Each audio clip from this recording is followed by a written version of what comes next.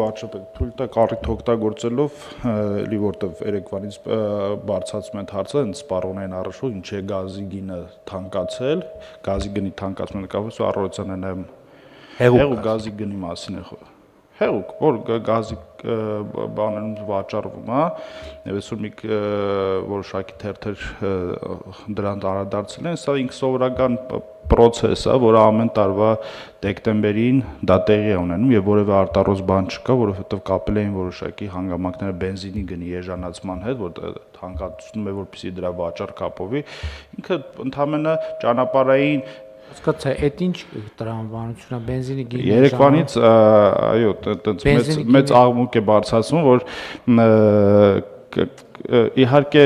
ու այսօր դրա տարածումը շատ եղավ, մենք հստակ պարզաբանում ենք տվել, այսօր այդ առիթ օգտագործում, որ ամեն տարի լարսը, երբ որ ճանապարհային հանգույցի խնդիր է ունենում, տրանսպորտային հանգույցները թանկանում են եւ ամեն տարի ինչ-որ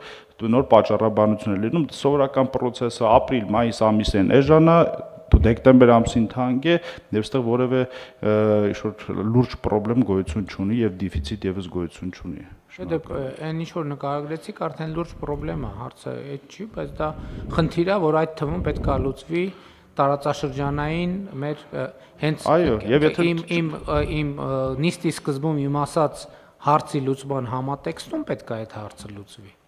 Եվ որպեսզի էլի մենք Հայաստանի Հանրապետությունը մատակարարումների տարբեր ուղիներ եւ տարբեր աղբյուրներ ունեն, այստեղ է հարցը, այսինքն պետք չի այդտեղ շատ բան փնտրել։